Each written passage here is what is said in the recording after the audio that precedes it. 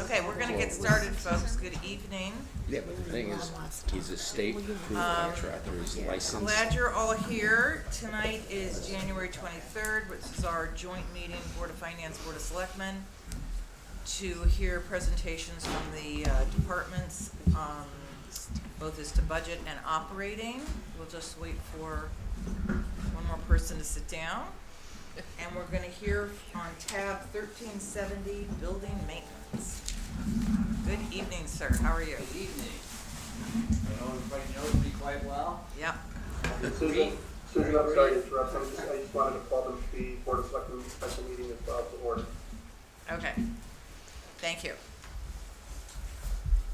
Go ahead. Yeah. Yep. Capital budget 2026. The first item on my list is boiler replacement at the Woodbridge PD. As you all know, I stated this before, that's extremely old.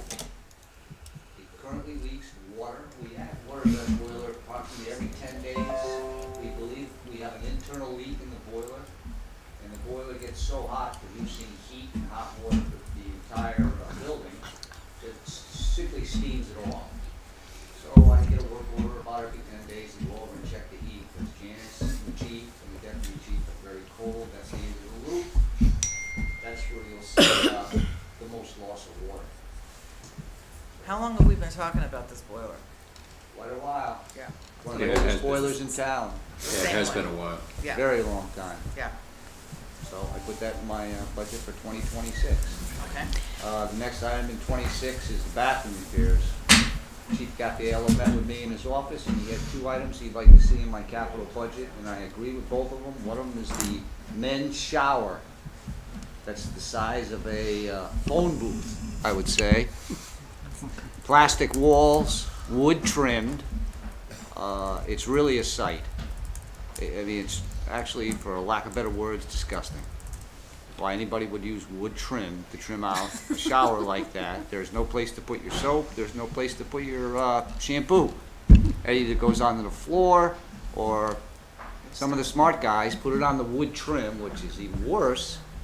The wood trim is completely rotted away. So Chief asked if I would, he's not getting a new building in the near future, at least fix the men's shower.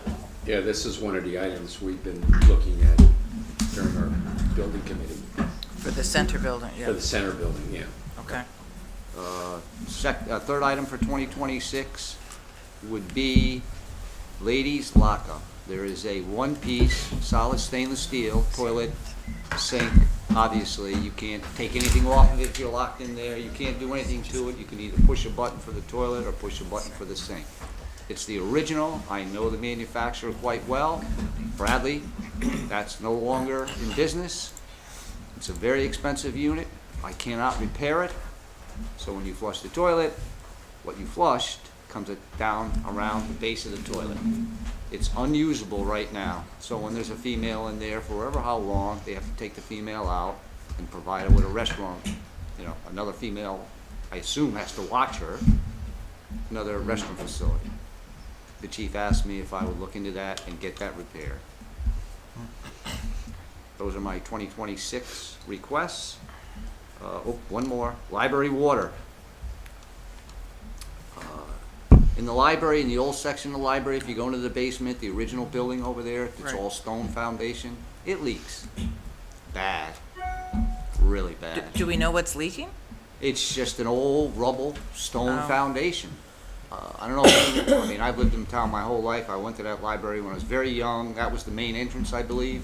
Right. There was a fireplace on the left that was working when I was there. And it's easy to tell it's leaking because the paint that's on, the stone that's in that basement, the interior wall puffs out like a balloon. That's a prime indication of water getting through the stone and the mortar. Water is on the floor. It leaks out approximately it's the east side of the building in the basement, about 7 feet. The north side of the building suffers from the same condition. You can clearly see it's a stone, like I call it a stone rubble foundation. That moisture gets into that basement. Those are steel I-beams were probably inserted when they built the rest of the building. Now they're starting to rust. You see at the end of each I-beam, rust. Everything down in that basement is rusted.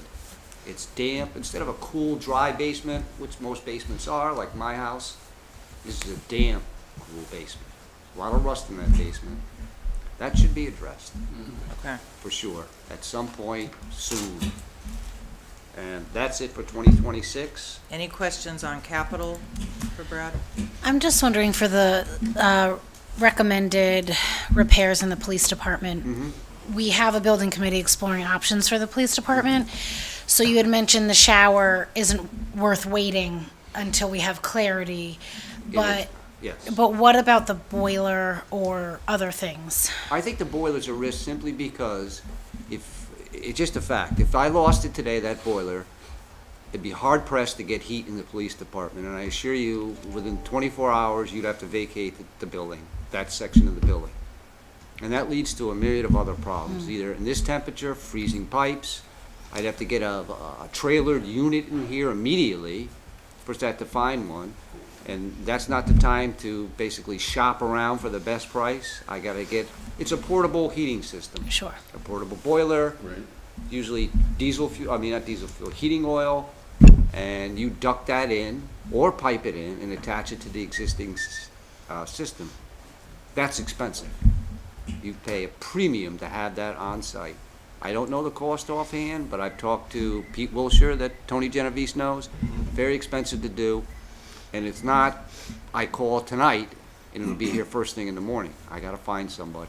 It's very expensive to do and very expensive not to do.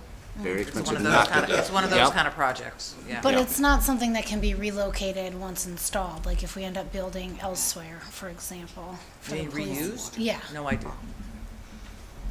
I've no- Brad, do you know?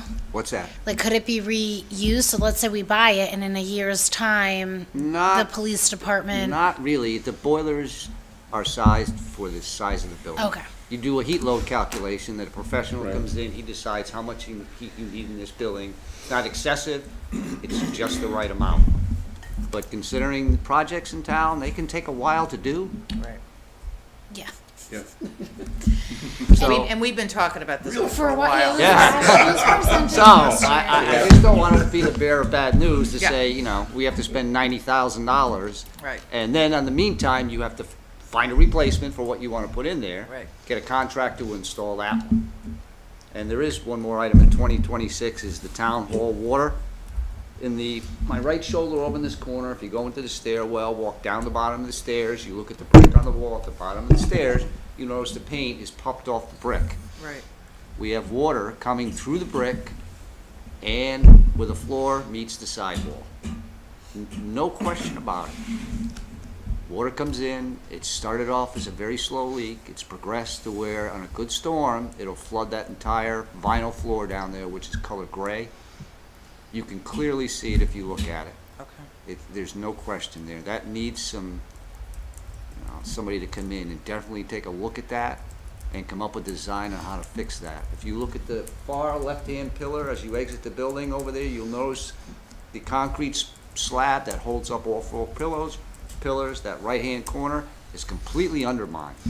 There's a window down there, believe it or not, in the exit. Beneath that window, you could see cracking in the concrete wall. That's a problem. Okay. If there are no other questions on 2026. capital, Can I ask a question? So that leak in that corner, Yes. is that potentially what also has incurred in the past in the town clerk's It has. office? Because that's right next to it? We Okay. solved the problem on the side wall of the town clerk's office. That had a lot to do with the asphalt that was initially put up against the wall going down this way. We sealed that crack up completely. That stopped most of this sidewall from allowing water to come in. But this corner is a different story. There's an Found exit another there. way. There are a myriad of stepped walls on that corner. There's shrubbery on the corner, which is bad. That's a problem. And the VCT tile, after a leak, you step on the tile, it literally gets underneath the tile, you step on the tile, it squishes out its edges of the tile, and it's beginning to crack the tile. So it's pointless to paint the wall or change the floor until you solve the water problem. okay, on to operations. Operation. I'm sorry. Next please. Yes. Have you given, has there been consideration, have you given consideration to Andrea's earlier point, considering that we're there's plans, there will be plans for the center building and the occupants of the center building. Is there any temporary plan that that will take us from where we are with the situation to 2, 3, 4 years down the road to where we will be after we decide what we're going, after decisions are made in order to get something done? Is there any temporary type of a solution that can be, a plan that can be put in place so that the investment in the center building doesn't get, changed or lost in doing this? Well, most of my requests in my capital budget for any town building over there, regardless if you renovate the building or not, it would be one area that you would not have to touch, such as putting a new roof on the town hall or the center building. You wouldn't have to include that in a major renovation. Right. Things of that nature. Windows, you wouldn't have to include, there are windows in my budget, my capital budget. You wouldn't have to include those windows in your capital renovation. So I'm a firm believer in maintenance-wise buildings, it all starts with the shell. If you got a good shell, you can do whatever you want at your leisure inside. But when you start to lose your shell, meaning your sidewalls, your foundation, your roof, things of that nature, your heating plants, that's a problem. Again, let me phrase it another way. Is there a potential for us to lose the investment, for that to be a stranded investment?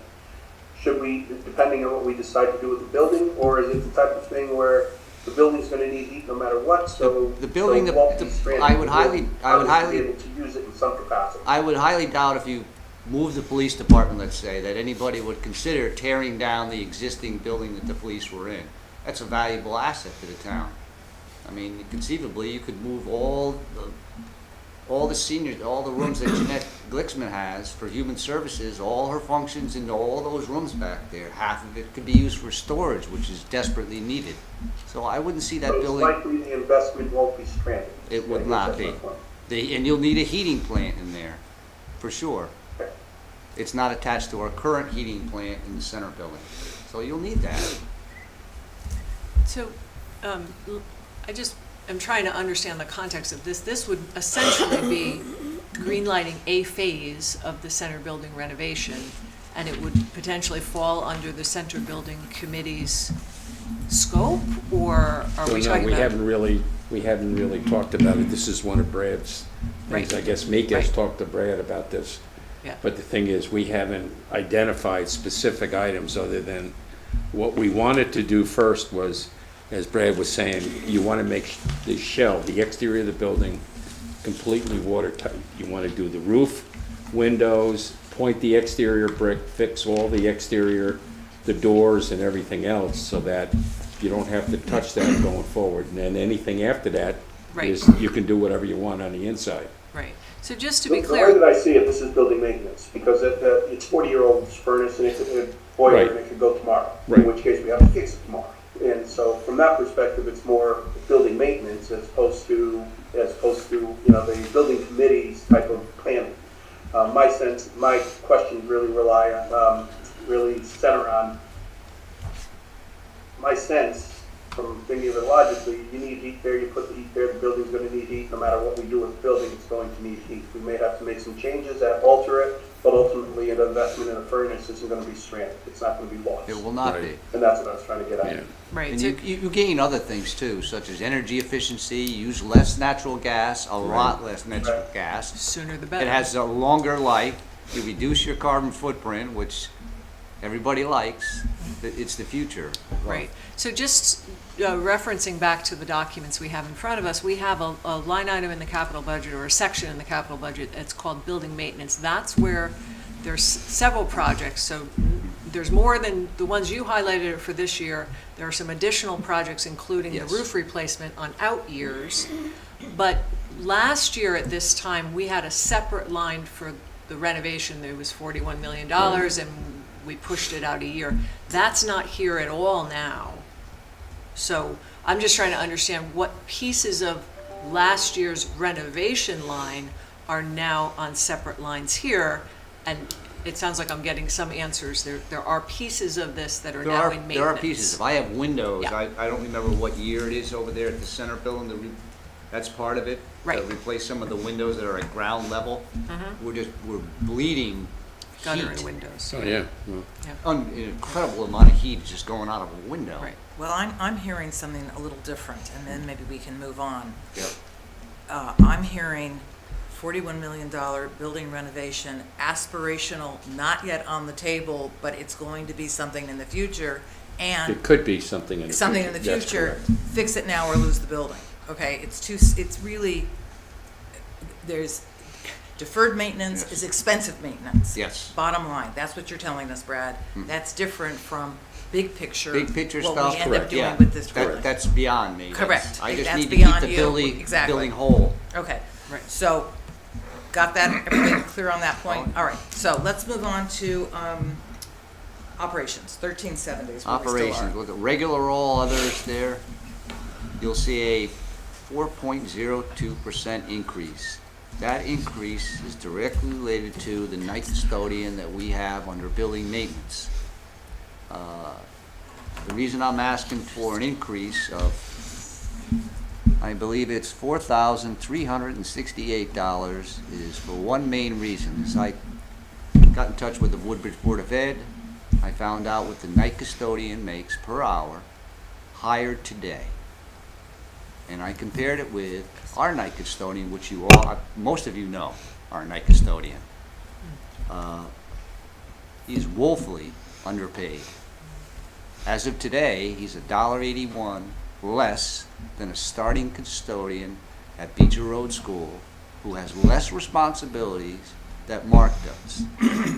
So I met with the union president, to be honest with you, and I went over it with him, and I'm not looking to change and make any significant contract changes.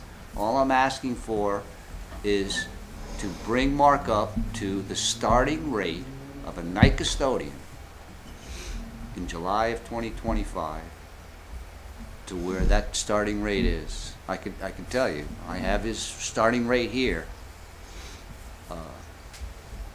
Mark is well behind. I've looked at the job description. They have a job description at Beecher Road School. I have my own job description for the custodians here in town. Mark's descriptions are far greater than the ones at Beecher Road School. Now, that does not include Public Works. I have to be honest, if he works for Public Works, he gets a different rate. But that's under Public Works. But all I'm requesting is to at least the Personnel Board consider my request and look at the facts. Both boards, or not both boards, both departments, there's building maintenance, and then there's the Board of Ed that sits right here too. I think they've already gone through. I'm not looking to follow the Board of Ed's pay increases every year. I would just like to bring him to the new hire for 2025. That's it. If the Board of Ed's union, which would be the custodial union, and I think the cafeteria help, if they can negotiate a higher annual increase than the town of Woodbridge union can, so be it. But I would like to at least, Mark has over 5.5 years for the town of Woodbridge. 5.5 years. And every year it goes by unchecked, that spread gets further and further apart between the starting rate of a Board of Ed custodian, night custodian, and Mark, who will be over 6 years. The kid has a lot of responsibilities, a lot of different things. I know you've all seen him out there driving pickup trucks during the day, hauling tables to Amity High School at night on shift. I think it's a reasonable request. I'm just requesting that at least somebody table that request and at least discuss it. Okay, If it's denied, it's denied. I can understand that. okay, And let's see, we'll go skip that. That's regular all others. We'll all the way go down to uniform allowance. That is for 4 individuals in building maintenance. That's their uniform allowance. That's the exact amount I get from the facilities office manager. I know what they get. You know, they get the boots, the t-shirts, this shirt right here, in a clothing allowance. They all get the same. I get the same as they do. That's the actual figure that I put in there. I put in an increase. The other major increase is communications and cellular, 61.68%. That's 4 cell phones And whatever A is, I didn't even know what it was at the time. MiFi device? I'm not even sure what that is. The one this morning. Is it? Okay. See, somebody knew. Okay. What are you, 11 years old? Okay, good. All right. I have no idea. And you'll notice there's an iPad in there. That's the building maintenance iPad. That's used for all events in town, play music, Veterans Day events, things of that nature. We had one. That thing went, it was 13 years old. Okay. That's the exact amount. That's reflecting that increase right there. The only other increase is I added $1,000 to repair and maintenance the building. As you know, every year, I have to pull money out of the other lines to cover repair and maintenance the building. I'm just overwhelmed in getting things repaired. Overwhelmed. We just did a transfer of funds, I believe. Tony did it for $25,000. I'll have that spent at the rate I'm going with major repairs, mind you. I just got another bill for $3,500 for a pump at the PD boiler. Failed. That pump alone, half of it is $3,500. I have 3. Okay, any questions for That's it Brad? for my request. Mika, I keep forgetting you're behind my shoulder. Do you have any questions? Anybody else? I have the custodial rates at the Board of Ed if you're willing. I got it think from the we business have that. manager. We have We have Okay. that. Yeah, we do have that. Thank you, Brad. You're welcome. Appreciate it. Thank you, Tom. Can I ask, Thanks, Brad. I noticed, to Sheila's point earlier, there's things like the center building roof that are partially being funded in FY 2026. If we wind up rebuilding that building or major renovation, the allocations that are going towards that project, can we reclaim that or reallocate that in that scenario where we don't wind up buying a new roof in 2031? Would imagine if you wouldn't replace the roof, correct?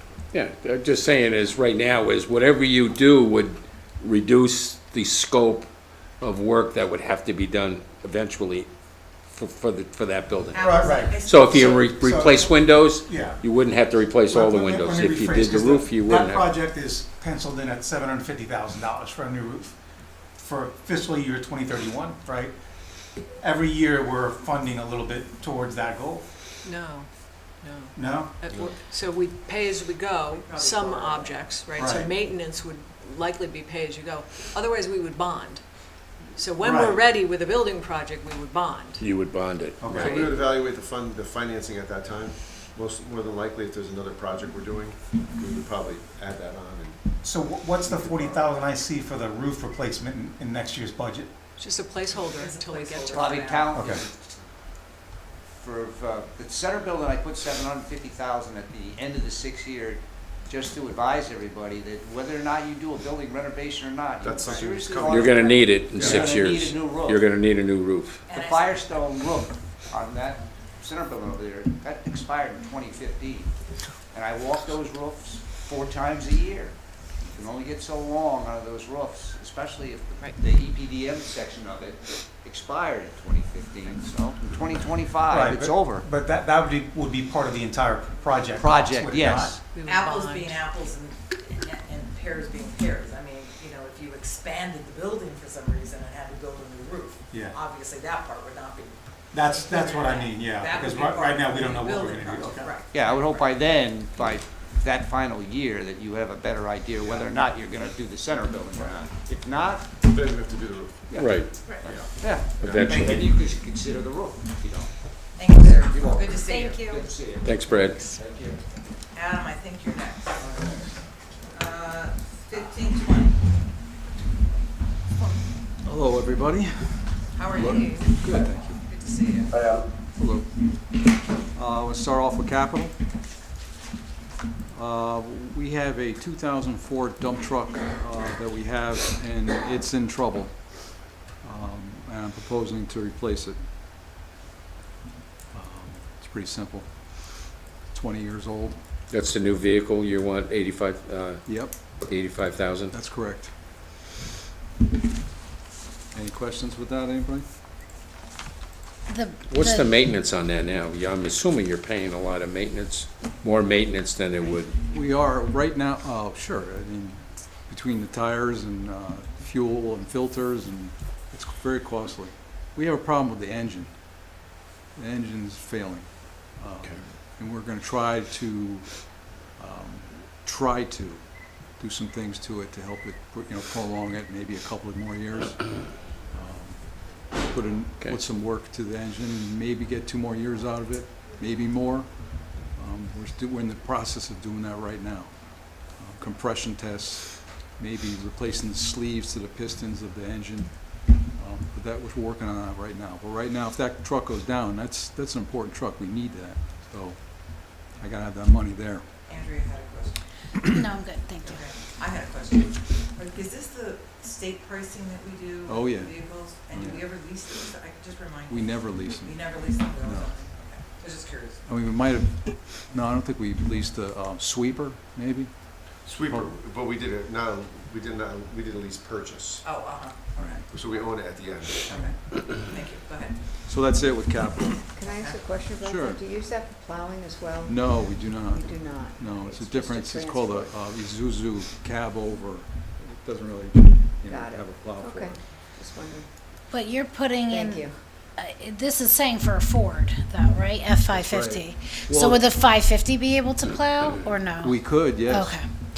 And But do you, okay. oh, sorry, go ahead. We really don't want the Parks Department vehicles out plowing because they fall apart quicker than, there's just Sure. the rust bucket with salt That's why we all got over 20 it. years out of this one. What's that? That's why we got 20 years out of this one. Right. Right, because you baby it, yeah. Do you know roughly how many miles a year is put on it, if that's how you track it, or hours? Oh, it's probably perhaps? 10,000 miles a year. I mean, it's just only around town, so, it's a lot of stopping and going, stopping and going, stopping and going, and it's a dump truck. No matter if it's a Isuzu or an F-550, I'll figure that out when we get the details, but they're both the same price. Okay, thank you. All right. Okay.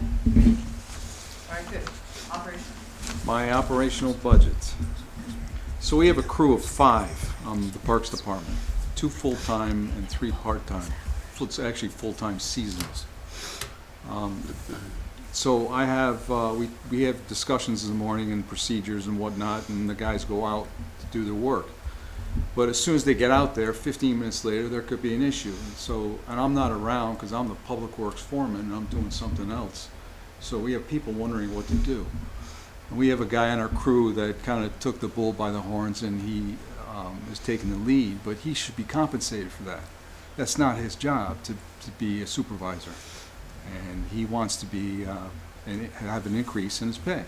And I don't blame him, because I can't be there all the time. It's impossible. You just can't do it. It's too much work. So that's where you have an increase of like over $4,000, $4,000 and change.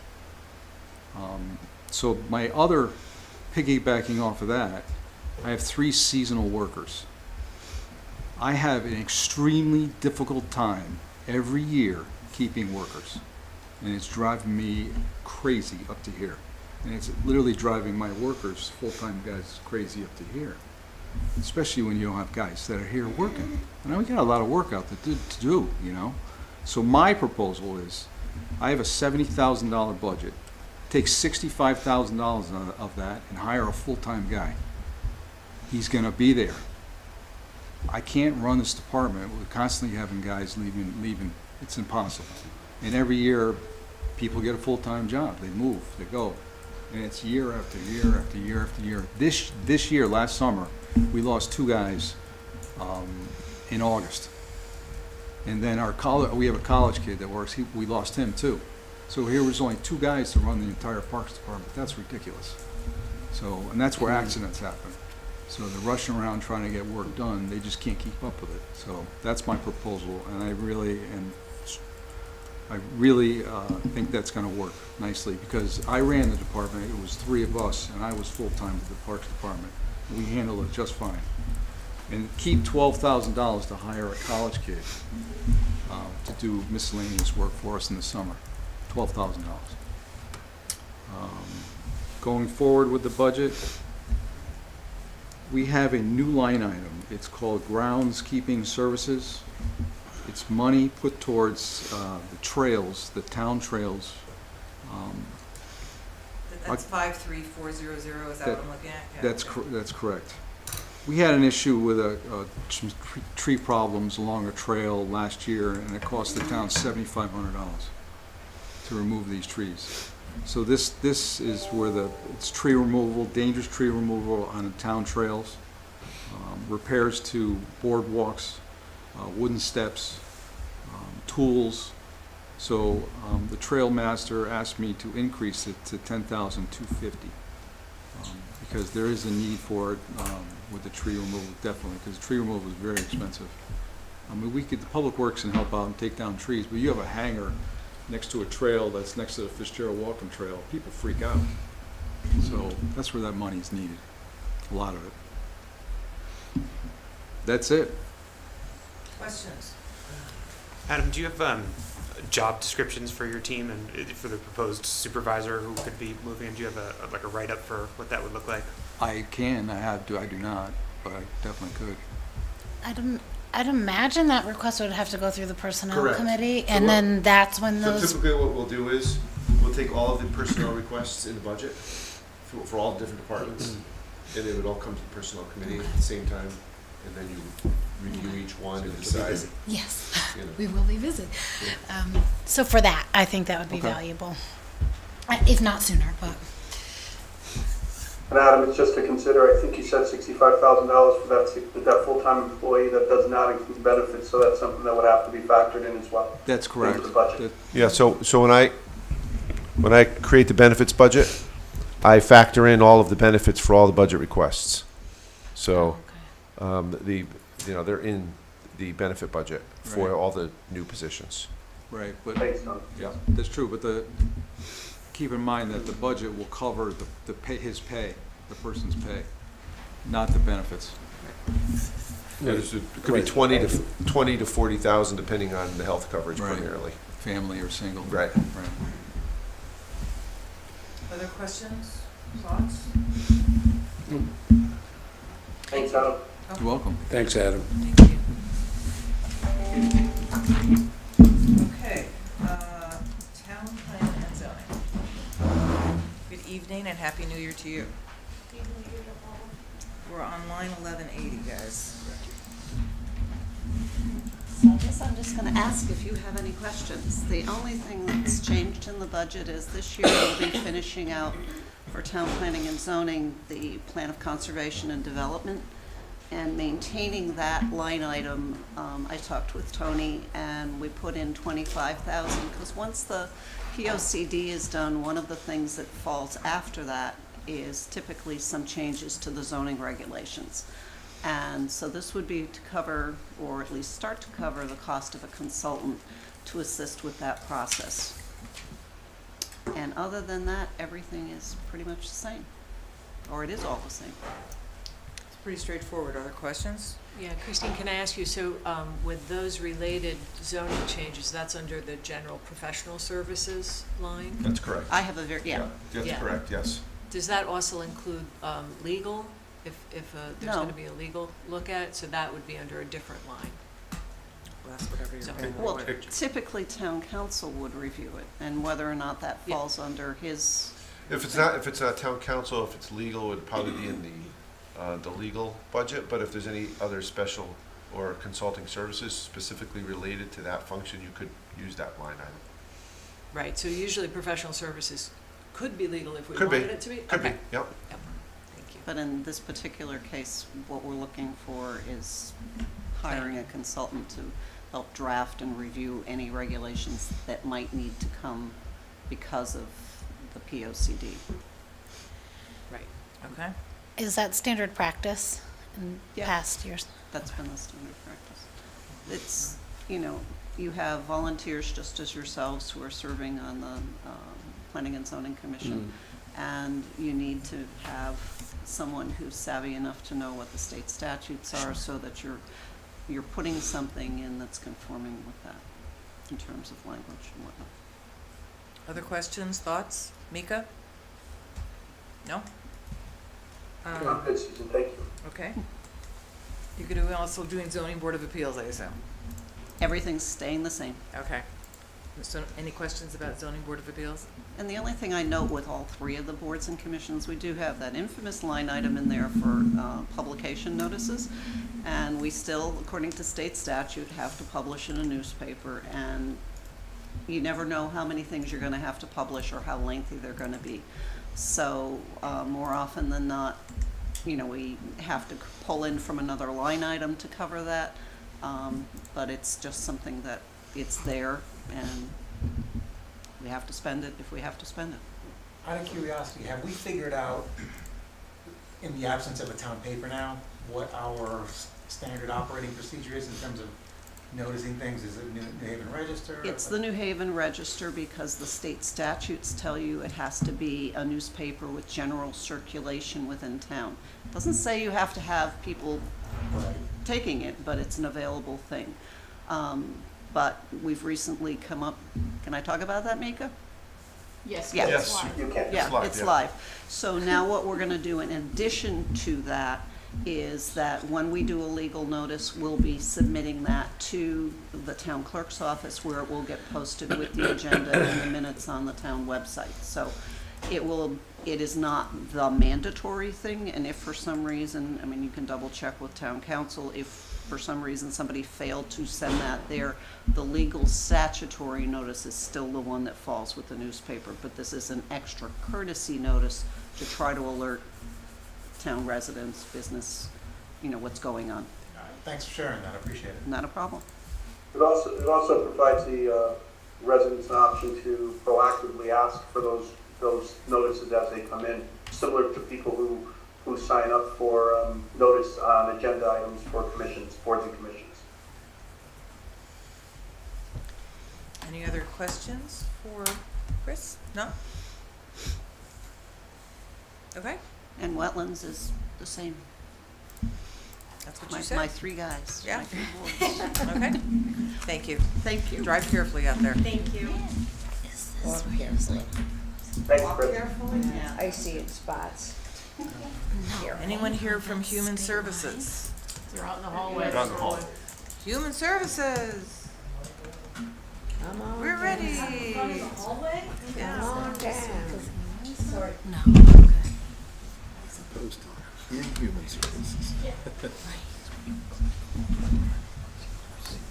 And that's Where 1410. you got the team?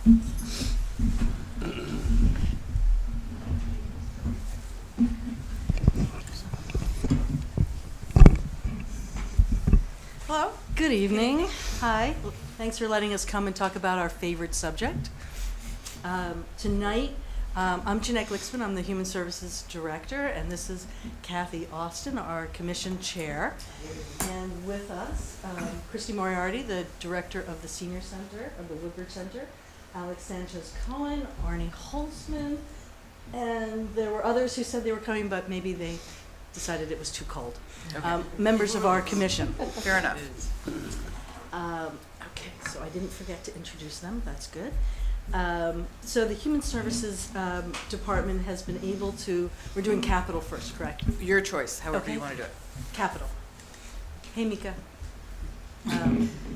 The Human Services Department has been able to alleviate 2 capital purchases through grants. We purchased a 2025 Subaru Forester SUV for the transportation program with a $31,000 grant through the federal ARPA fund that came to the state just for senior centers. We also added 2 wonderful wayfinding signs to the front of the center building. I don't know if anyone's noticed them. They're not rotting wood falling on the bushes anymore. They match our town other buildings.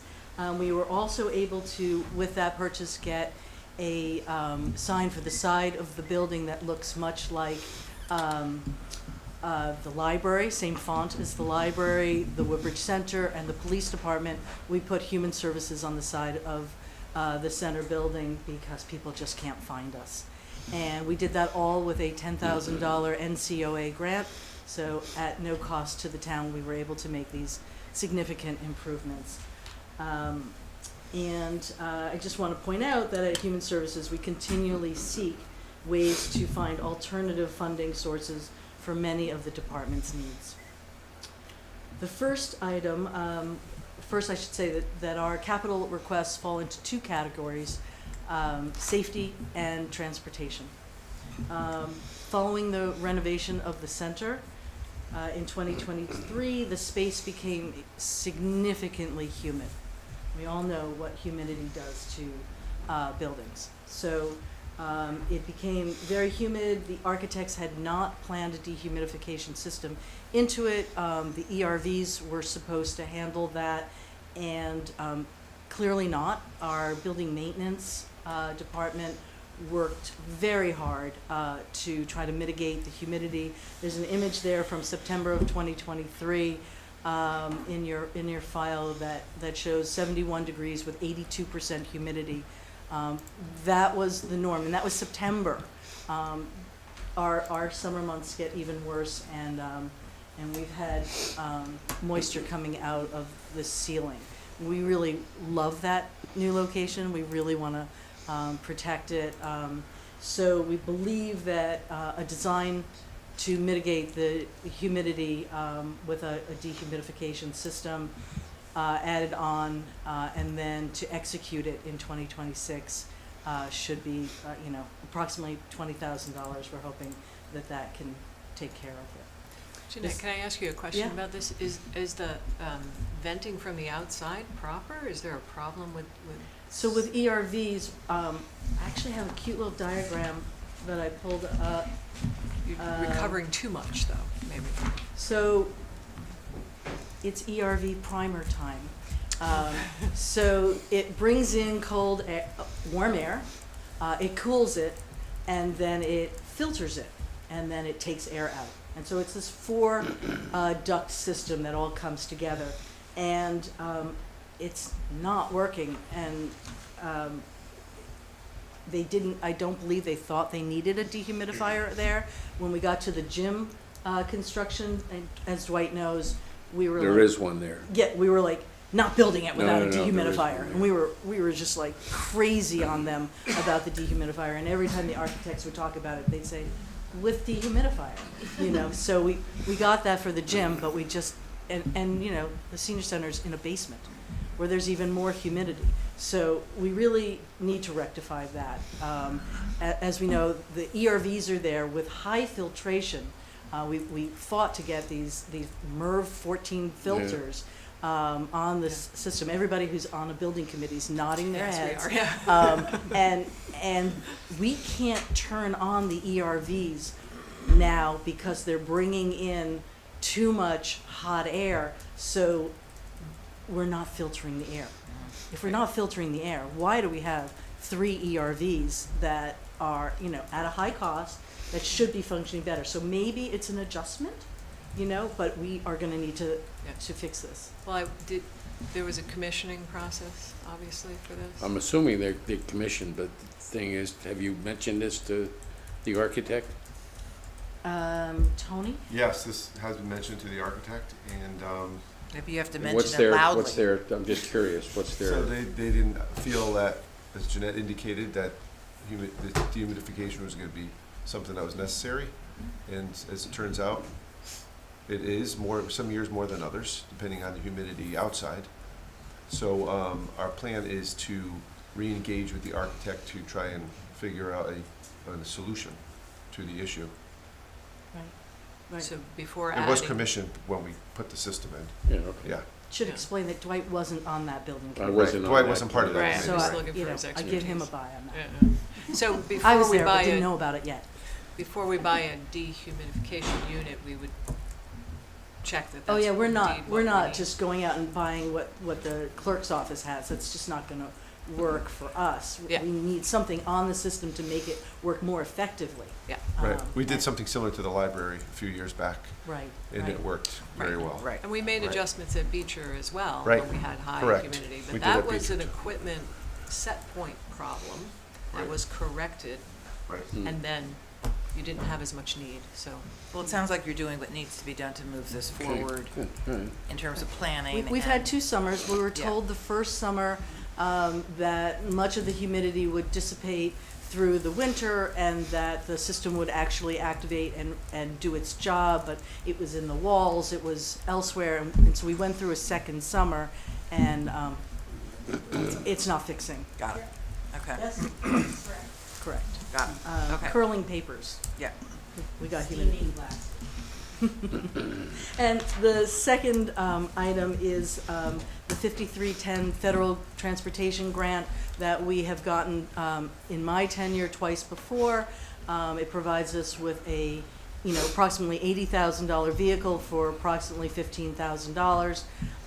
It turns out the earliest one that we still have in our fleet is a 2015, reaching its life expectancy for 10 years. It's still functioning, but we no longer report on that vehicle. We only report on that vehicle for 5 years. We got another vehicle in 2020, which we do still report on for the rest of this year.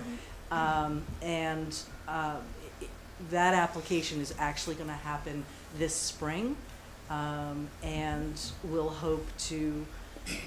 Last time we applied in the spring, we took delivery in November, so that would be in the 2026. So we'll be able to have that matching fund then, should we get approved. Their parameters have tightened, and we'll hope for the best. I should be reading from my text because I'm just winging this, but we're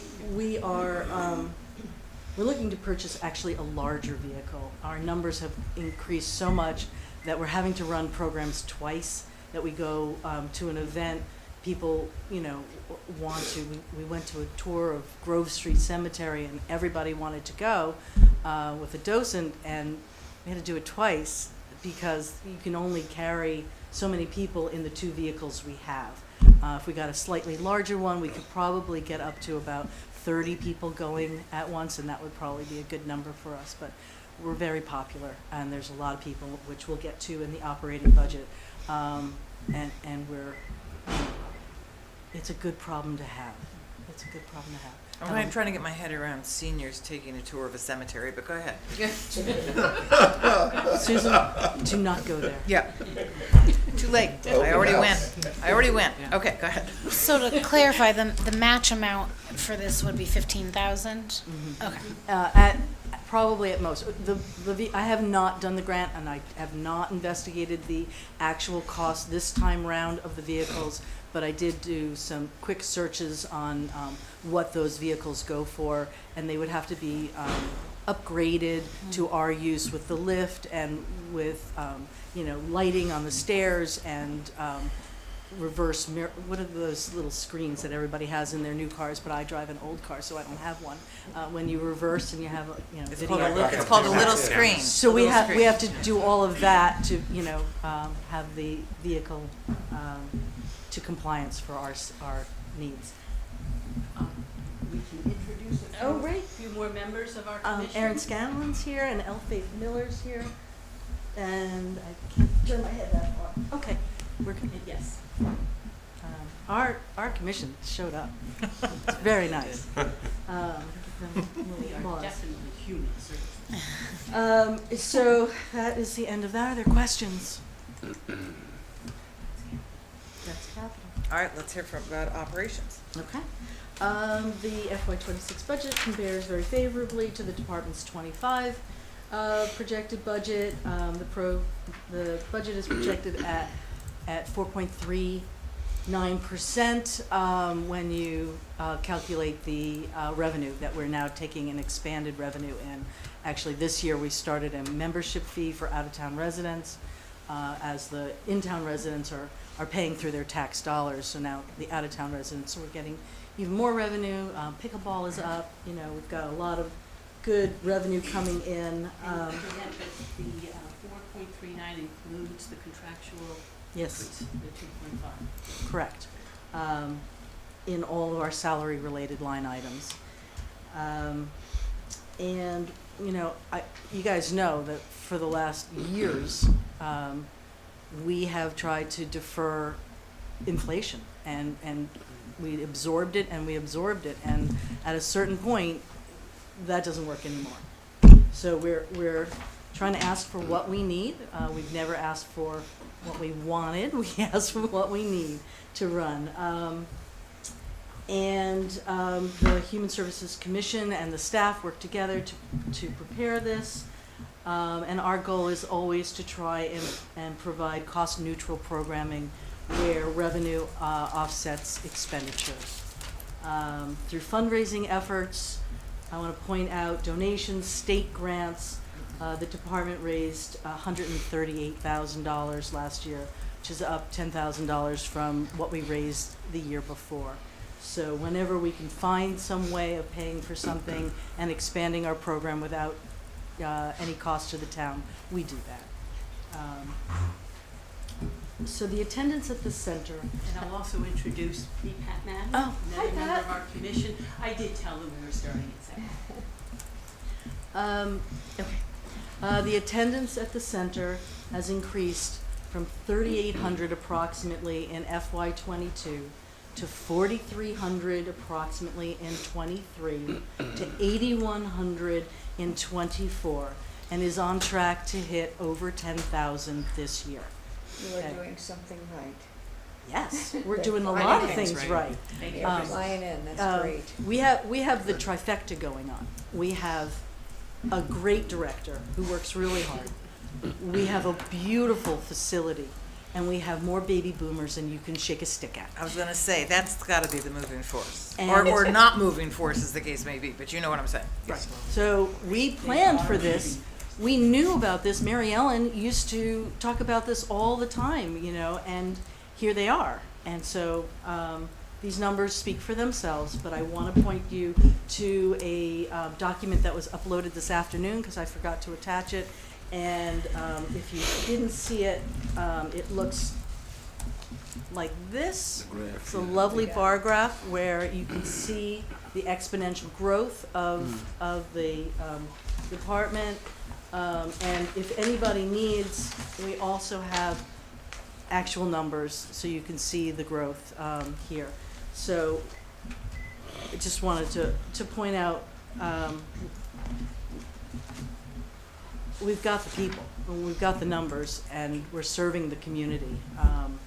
And it's a really important place. When I talked to the craft group today, which is about 15 to 20 people, and I told them that I was coming here tonight, they all shouted at me, "You go get them." So our seniors, you know, don't come here to these meetings, but they are definitely engaged. Mika sees them once a month when he comes in and meets with them. He's got a good following there, and it's really a dynamic center. Jeanette, can I just ask you, the graphs that you had uploaded for us, those are created due to tracking that you're doing, right? This is not an Correct. estimate, right? No. Yeah, you shared with the personnel committee, but We are very lucky to have a system. We took training 2019 on this system. It's called Schedules Plus. It's a data management system that is an online resource, and a wonderful woman who owns it and is willing to change the system to our needs. If we need certain reports, she'll create them for us. And we recently, actually, Christy launched doing our finances through there. So Excel spreadsheets are kind of moving this way, and Schedules Plus is doing this for us. And at any given time, we can talk about those numbers. Christy, God love her, but she gives me things that I will show you what I got this afternoon. She is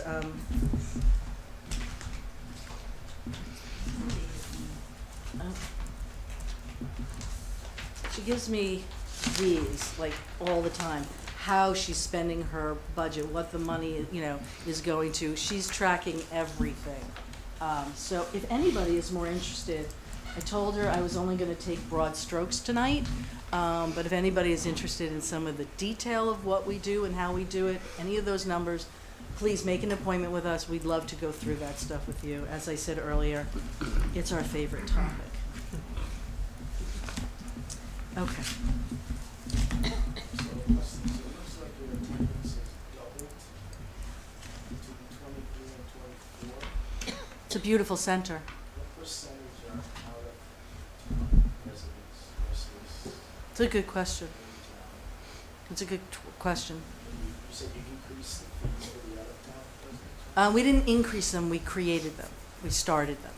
We had been talking about it for a couple of years. Hard to charge fees when you're in a dingy basement, but when you're in a beautiful place. I'm sorry to interrupt. He doesn't have a microphone. Would you just be willing to repeat his questions? I'm just seeing He you asked guys in the what back percentage of attendees were Woodbridge residents as opposed to out-of-town residents. Is that correct? I can, in just in general terms, when we look at individual programs, it tends to be about a third are non-residents to two-thirds are residents. I'm sorry, a third are out of town? Third are, Okay. tend to be out-of-town to two-thirds are Woodbridge residents. It's Right. interesting, because I noticed, I guess, for example, if someone in Milford has its own, you see someone from Milford? Yeah, It's interesting. one comes all the time. She used to live in Woodbridge and moved to Milford because she needed more affordable housing. But And to Donovan's point, let me just get clarification on this. I think I know the answer, but when you say 10,000 individuals no, 10,000 in attendance. in attendance, Correct. meaning 10,000 people, 10,000 show-ups, if you will. Right, Okay, attendance numbers. attendance These are numbers. not individuals. There is 9,500 people in Woodbridge. That's not going to work. I was gonna, so that's for clarification, I wanted to get that right. So 10,000 attendance show-ups across all events. Mhm. Okay, so how many events are we talking about in a given year?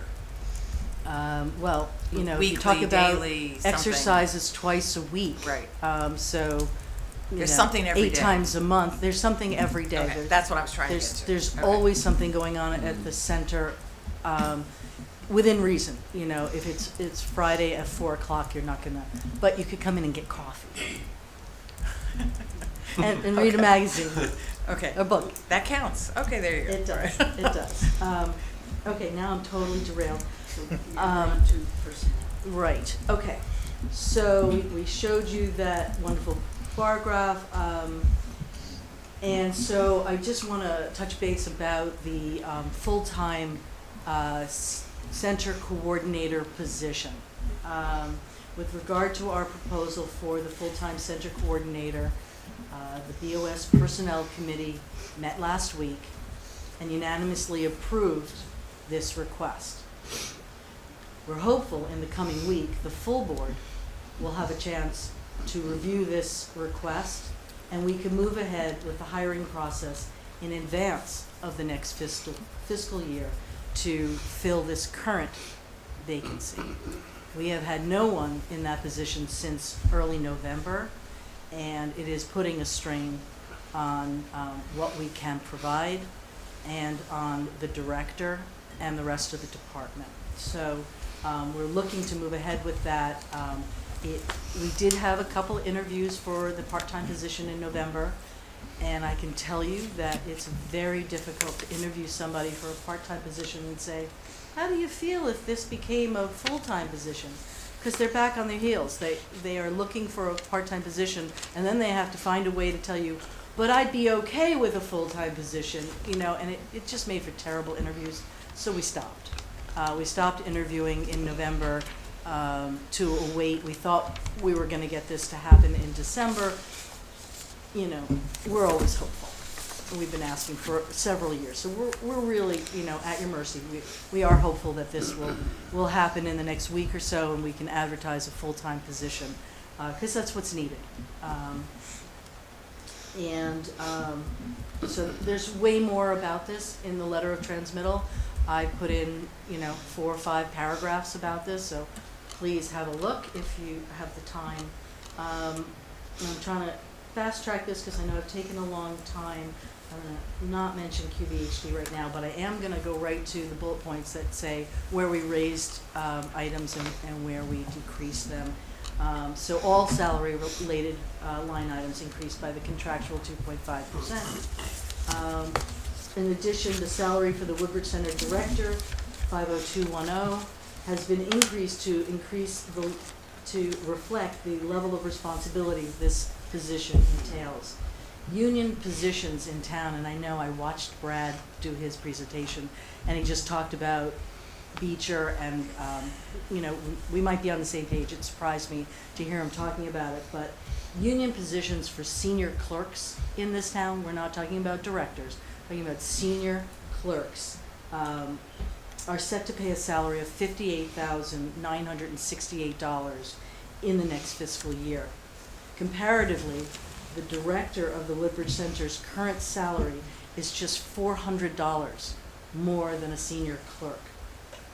Though the salaries are analogous, the center director has far more responsibility, greater accountability, and ever-expanding obligations. The increase that I have suggested, the Human Services Commission has suggested, is a 7.5 increase, or $4,342, which includes the 2.5% contractual as well.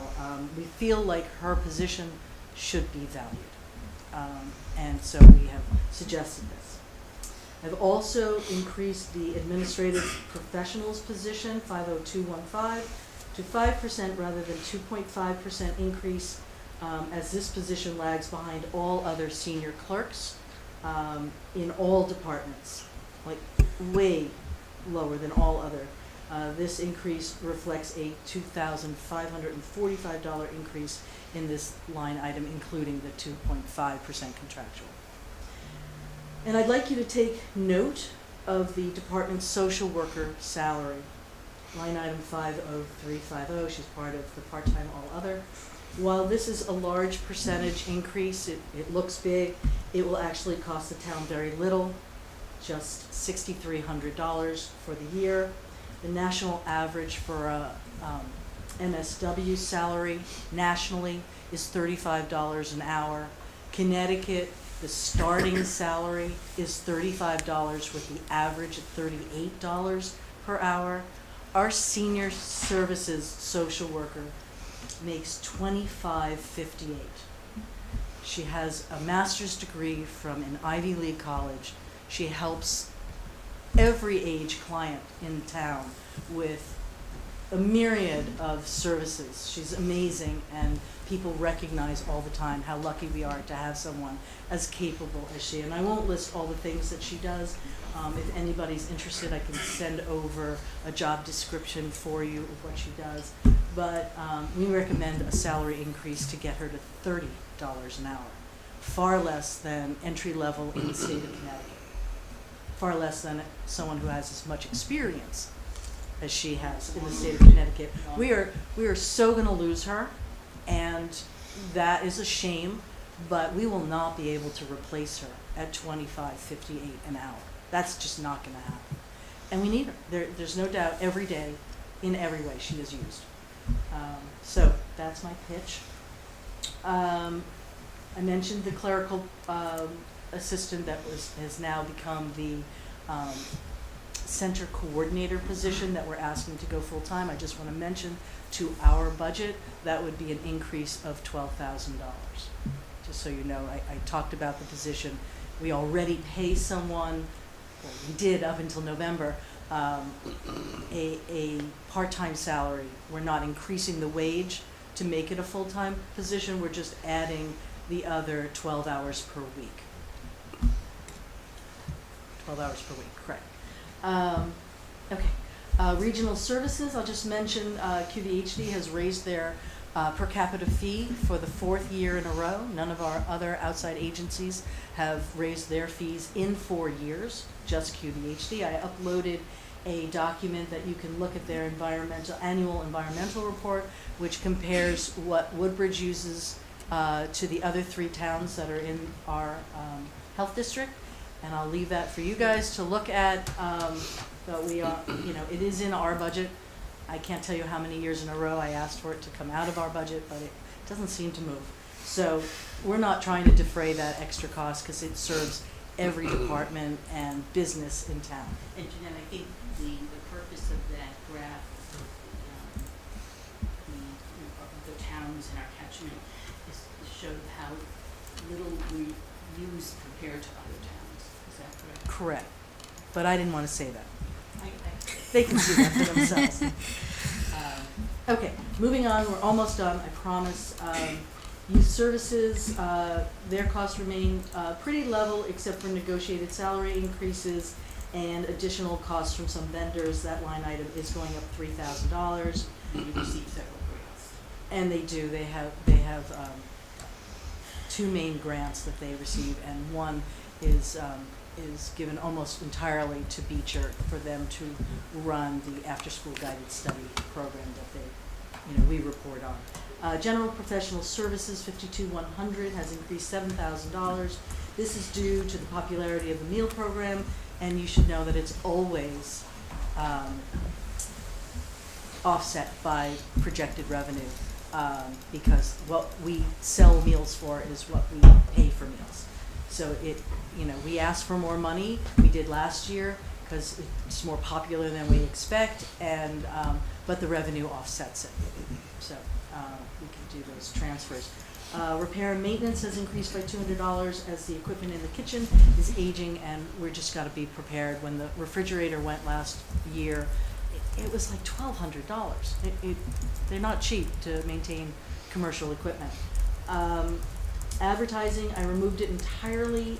Will not need another legal ad for several years until we do another 5310, which will be 5 years out.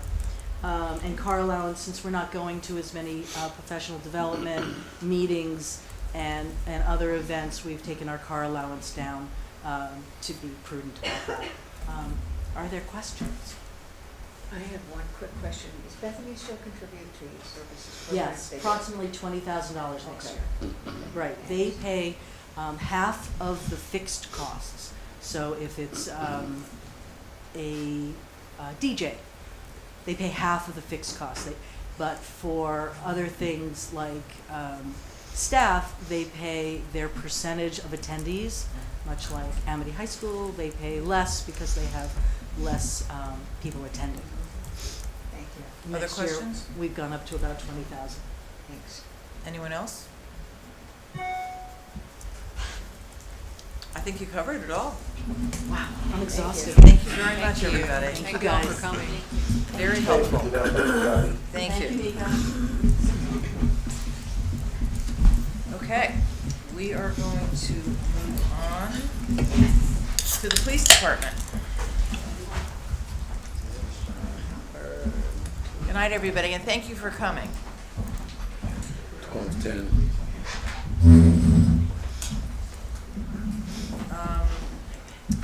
Police department, 1210.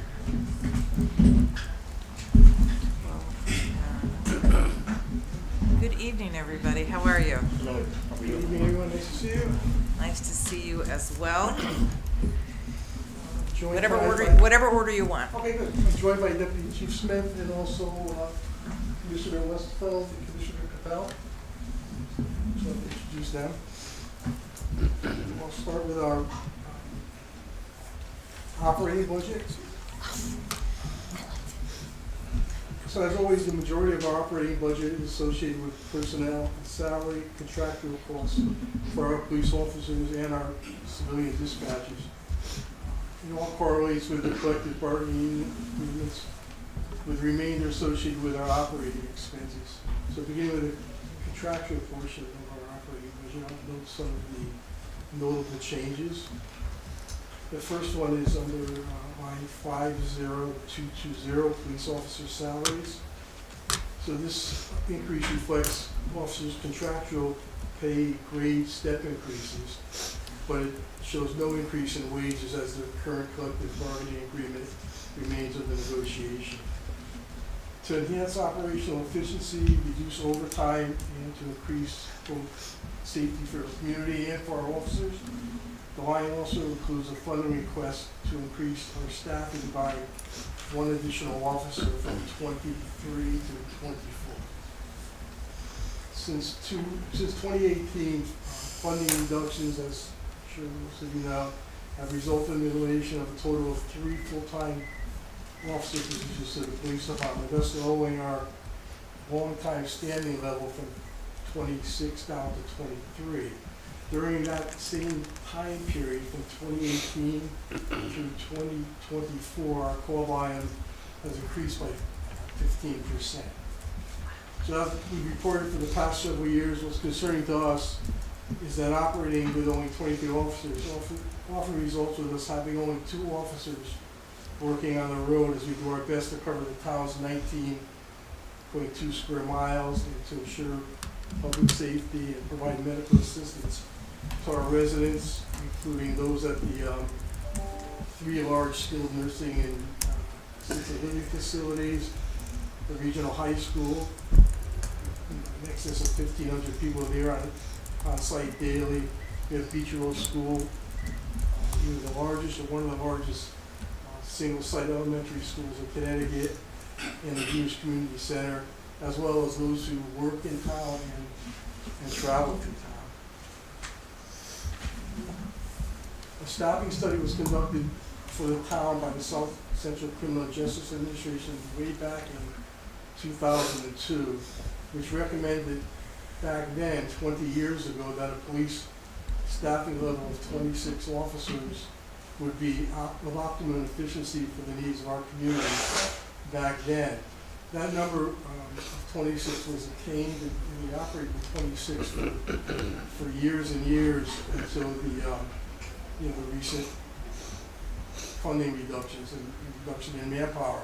So again, in 2024, for over 1/3 of the year, we operated with shifts having only 2 men on patrol.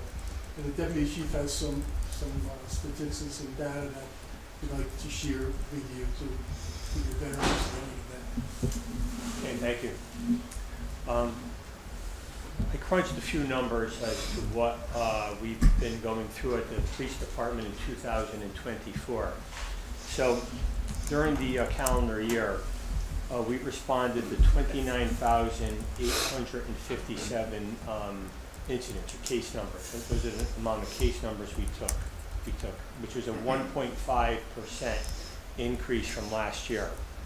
During that year, 3,044 incidents required a response of 2 officers. So that would be 10.2% of the call volume required a 2-officer response. 2-officer responses are things such as domestic disputes, breach of pieces, fights, burglaries, things of that sort. Woodbridge police officers work 365 days a year, 3 8-hour shifts, 11 p.m. to 7 a.m., 7 a.m. to 3 p.m., and 3 p.m. to 11 p.m. There are a total of 1,095 shifts per year. During 2024, there were only 2 police officers on patrol on 403 shifts, which was 36.8% of the time. So there have been numerous times throughout the year where there has been insufficient staffing, where there are 2 officers responding to a call for service that require a 2-officer minimum response. The remainder of the town is left unprotected. These minimum staffing issues have caused the department to utilize neighboring police departments for assistance, and these circumstances present a major safety concern to our residents, visitors, local workers, and first responders that protect and serve the town of Woodbridge. In addition, the Woodbridge Police Department responds to 3 medical facilities regarding medical calls for service. As first responders, officers are frequently dispatched to the Willows at 225 Amity Road, the Linden 330 Amity Road, and Benchmark Senior Living at 21 Bradley Road.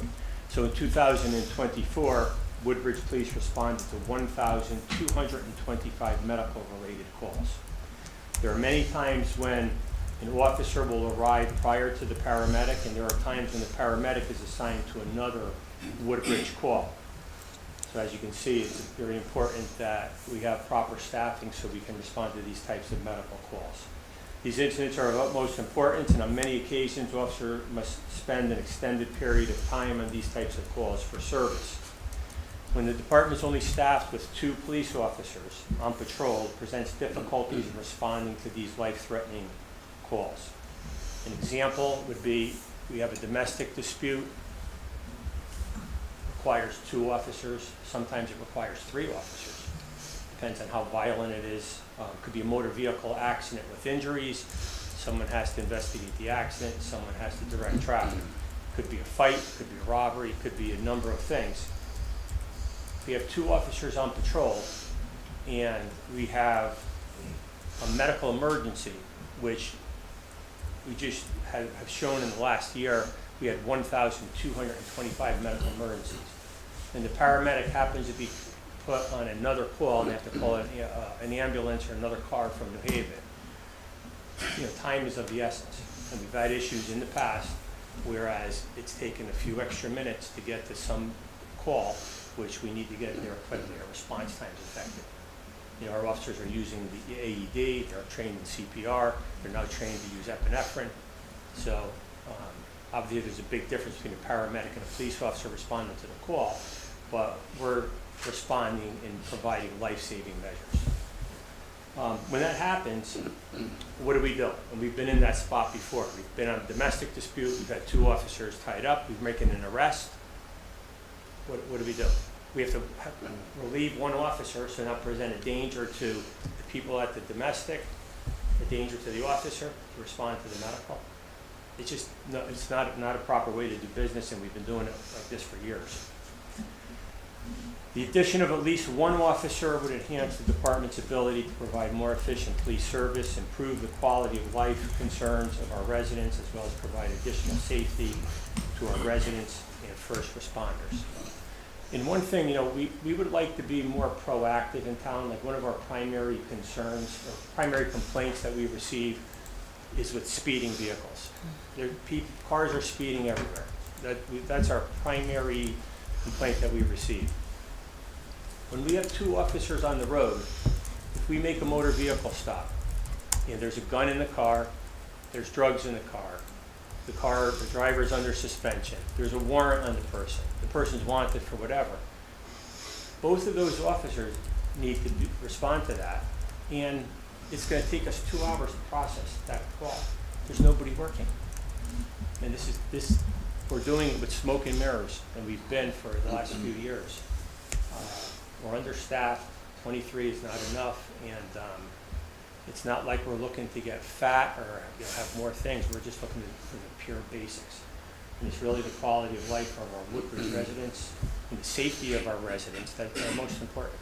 So the addition of any additional officer would be a great help to us. Can I ask about the medical calls? Are all of those calls that you mentioned from the assisted living, or is that the total all medical calls that you responded to? That's the total of all medical calls. Do you know what number of them were from the assisted living facilities? I don't. I didn't break it down to just that, but those are all medical calls. When we have to rely on neighboring police officers, if you're short-staffed for an incident, for example, are there costs associated with that? No, so there's Okay. no cost associated with it, but the, not a monetary cost, but there's a time cost. Sure. and a Efficiency. cost. And a lot of the other agencies are also strapped, they have calls that are on hold. And, so unless it was something, there's times we call and they can't come. But if it was something very critical, then of course they, it's exceptional deviation. But there's no financial cost, but we really only want to request mutual aid when it's necessary. Sure. Not for routine call, don't be crying wolf all the time because you can't get to an alarm or something. And would you say that being at your current number of 23 officers, that they're required to work more overtime? Like, if, for example, if there were more officers on duty, would overtime decrease in your? Overtime would decrease because we would have more officers working, so we wouldn't have to people over, or we wouldn't have to call someone else in and try to get someone else in. But it also correlates with, what's going on, the time of call, Sure. whether it's weather related, the seriousness of the call. But the more people we have, we decrease the frequency that we have to pay overtime. If everything was 100% normal. Thank you, and then I have one more So- question. Just wondering, Yeah. what is your ideal number of officers? It was recommended, way back then at 26, and I've been here 45 years now, and for ages we maintained 46, and we found that, 26, 26. we found that to be very efficient, and we were able to do a lot of proactive things, and be involved in, different organizations, and a lot more than we did, so we're only asking for one right now, and hoping to set direction and momentum going and move forward. And we'd like to come in and say we got 3. We know that's not going to happen, so we're really asking for 1. We've asked the last couple of years, but we feel critical that it's important to our staff, for their safety, and for the community, and for us to give the best services that we could. We got to get going in the right direction. We're not in 2002 anymore. Things have really changed all over, the world's changed. And coupled with that, we have a lot more mandates and requirements that are put on us that we have to keep up with the Police Accountability Act and everything else that's going on. So we get it, everything's more or less, but the time has come that we need to start moving in that direction. So hopefully we can raise that to consideration. Chief, can I ask you a question about your medical calls?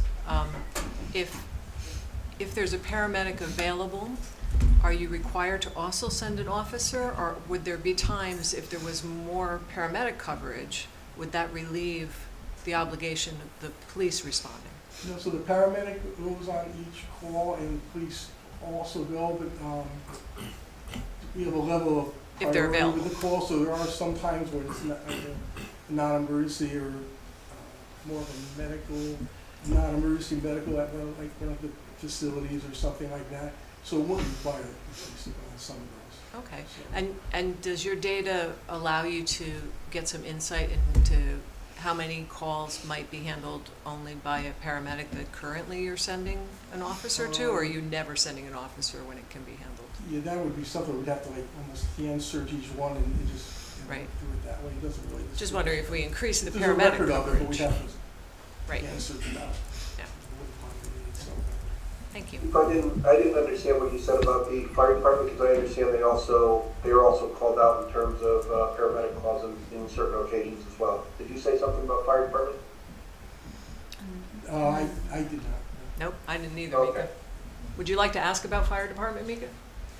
No, I know, if I'm not mistaken, talking to the EMS commission, the fire department does go with the EMS at times, so Yeah, I'm not they sure do. if there's A lot of them are particular, EMTs. Yeah, they do. process. A lot of them are EMTs, Yeah, and they can actually go and They're help. classified as secondary responders Yeah, for the town. they can go and help. And so if there was no one available to go, then certainly we would send them. But when they Right, are now on you're- scene for car accidents and Right. mass casualty events and things like that, they're all equipped as well as us to provide services. Chief, nice to see you. Thanks again for your service. Wait a minute, before you, did you want to go, we haven't heard your whole presentation yet, No. obviously. Okay, so I'm just saying that. Go Yeah. ahead. I don't want to interrupt if you were going to go Oh, into something okay. else. Okay. It was related to that? Yeah, I just wanted to know if we still had any open staff positions. I remember we had challenges last year filling Yes. open officer positions. Have we filled all those already? No, we have not. We just, at our last board meeting, we hired one person who began the academy on Friday. Okay. So that was one, and we currently have 2 more positions that are vacant that we have to fill. And those are full-time officer positions that are, So But that's- even at a budget level of 23, Yeah, we've okay. been running with 20 and yeah. not counting some extended injury and things of the normal course of business problems. So. Thank you. Just maybe on 50350, this is part-time IT assistant. So that increase reflects a new part-time IT assistant who was hired in August of 2024. He works 10 hours a week for us approximately, and he supplements our IT needs and our current support that's specific to law enforcement, sensitive and related matters, and things that fall outside the scope of the Court, the town's IT service. So that's It bears mentioning that in the past, what you've done for IT is you got somebody on staff who was doing it and no longer is there to do it, which is the reason we brought this individual in, correct? Yes, that's correct, yes. Yep. So that person's not here any longer, so that's why we have this new position. Our line 50430, that's the overtime police line. So although we do our best to minimize overtime, it's necessary part of doing business in public safety operation 24/7, and it correlates with our staffing levels at the time and the frequency of incidents, late calls, crimes, storms, and the like, all of which are unpredictable when they might occur. And that's also coupled, we've had increased requests to provide personnel for traffic and safety events throughout town, and that all comes out of our budget. It doesn't come from the different departments. We supply that, it comes out of our budget. That was up 54% from fiscal year 23 to fiscal year 24. So diminished staffing increases the frequency of times requiring overtime, necessary not only to maintain adequate manpower, but we also have to honor contractual obligations. We have to keep a minimum staffing level, we have to grant vacation, and so on and so forth. So if you look at our projected figure for this year, the current year, you'll see where that is. But that amount, we're not obviously not asking for that amount. We're asking for the amount that we feel reflects the cost incurred for doing the normal course of business. And then the overage that you see in the projected amount, that's due to the vacancies, and that will balance out with the full-time wage on it. 50460 and 50600, that's the holiday pay, college incentives, those are all up, but those all go in line with step increases, the dispatcher's contractual 2.5%, and the additional officer. And one line showed a reduction, that was the longevity line, and that correlates with the retirement of some tenured personnel, the replacement of the guys. On the operational side of that, line 51800, the uniform line, you see a substantial increase there. So that increase reflects some new things. One is what the Deputy Chief referred to. The Connecticut Department of Health requires emergency medical first responders to now be certified and carry and administer epinephrine. So we just went through that training several months ago, and so that was an added cost of about $3,600 for that line for those supplies in the year as they expire. And a one-time, what we're looking for is a one-time funding allocation of approximately $10,200 for all new Class A dress uniforms for the department. So by contract, we have to supply all our personnel with dress uniforms for special events and things of that sort. Our honor guard, those are all special uniforms. However, our current uniforms are no longer manufactured. They're the same ones we've had for 40 plus years. They were gray with light gray shirts. Those companies, that stuff's not being made anymore, and there were some leftovers and supplies at the vendors able to get us through, because we would only be hiring one guy here and there. But long and short of it is that equipment's no longer available, so we want to just have a one-time shot and supply the entire department, make everybody uniform, look sharp, and it also allow us to sustain our honor guard. We're down to three members now, because the rest of the other people that want to be out of it, they don't have matching uniforms. We don't want to try to do it because it's a waste of money. So be a one-time shot in this budget, and then going forward, it'll just be one hire an officer gets the new uniform. But we just have to get everybody on the same page. 52170 medical expenses, that reflects some increases to the pre-employment medical exam, our drug screenings, all that went up this year.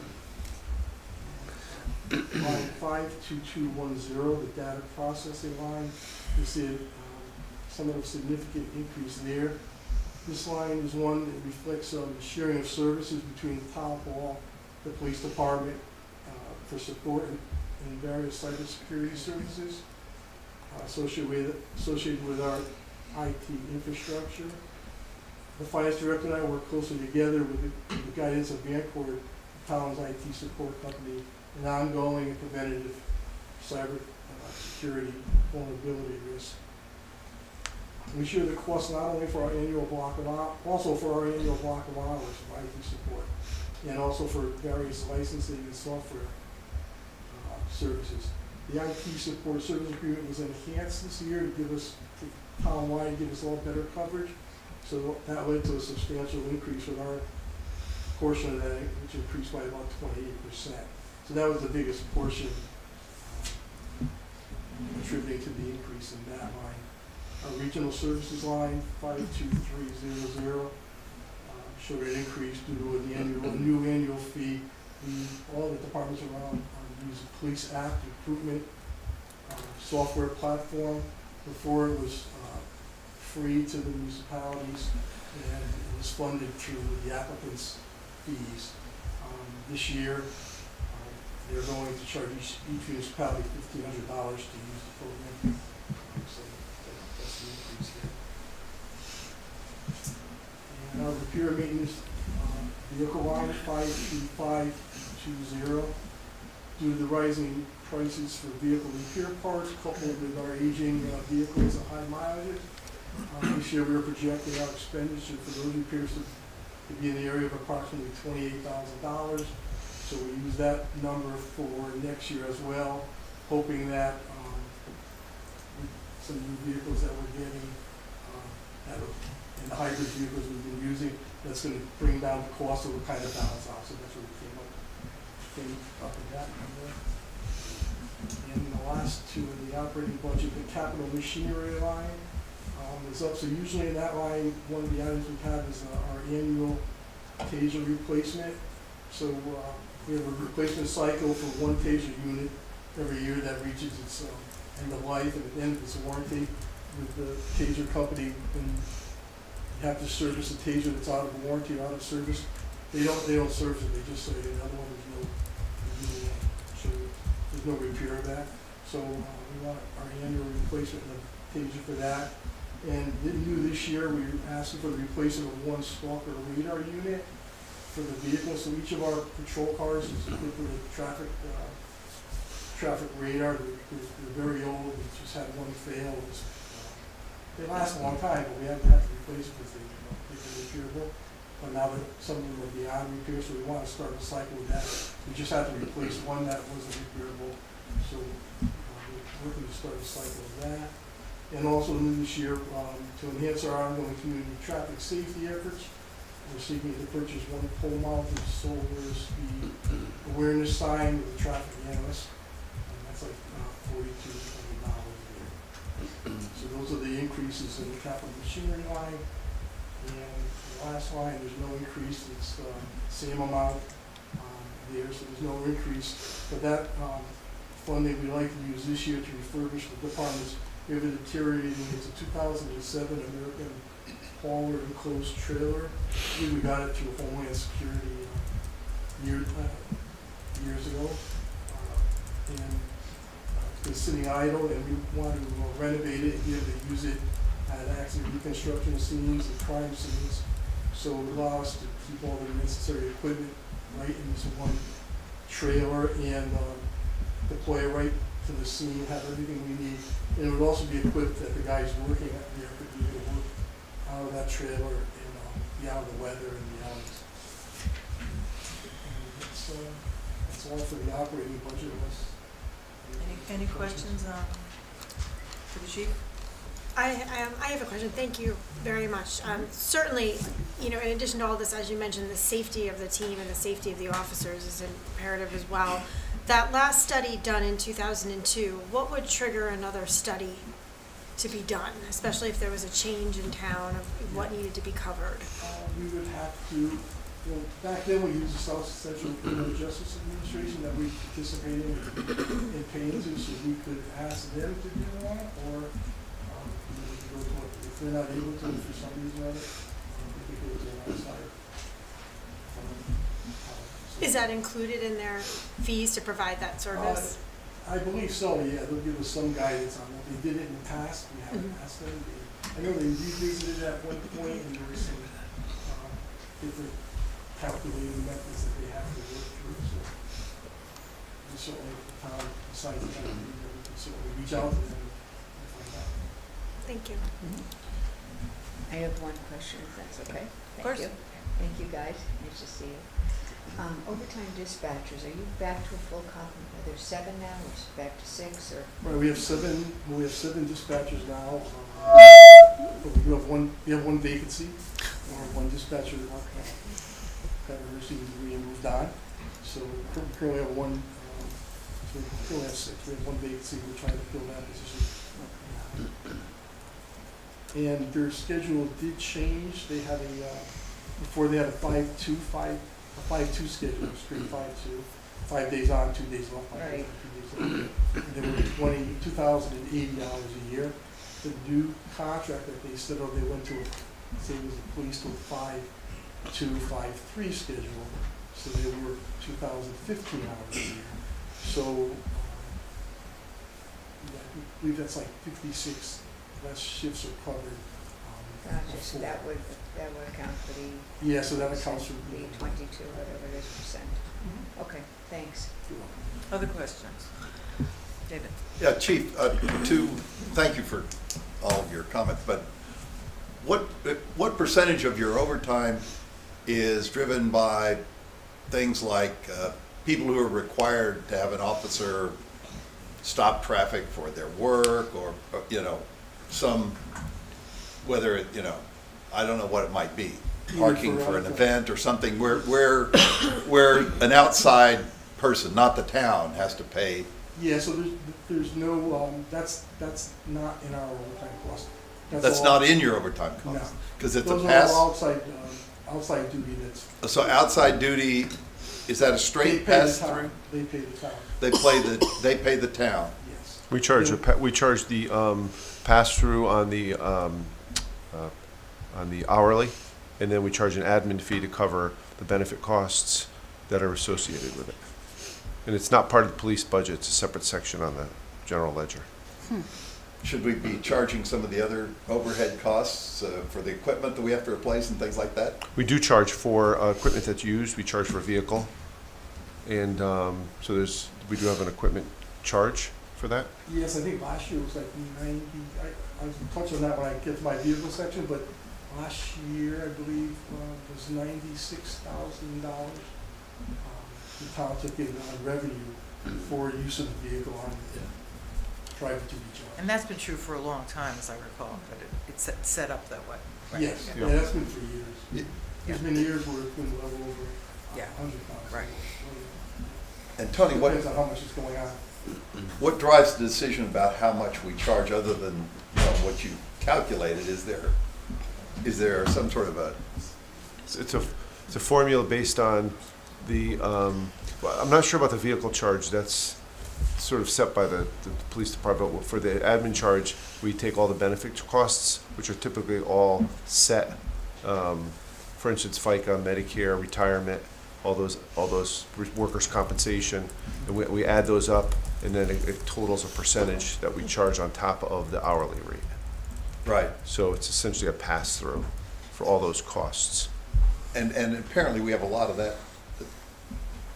Apparently we do a lot of this kind of work. I'm not looking to discourage work in the town for those kinds of things, but perhaps there's a way that we could recover more of the fixed costs that we have to have a police department You know, I mean, there are other towns that don't even have a police department. How do they handle it, right?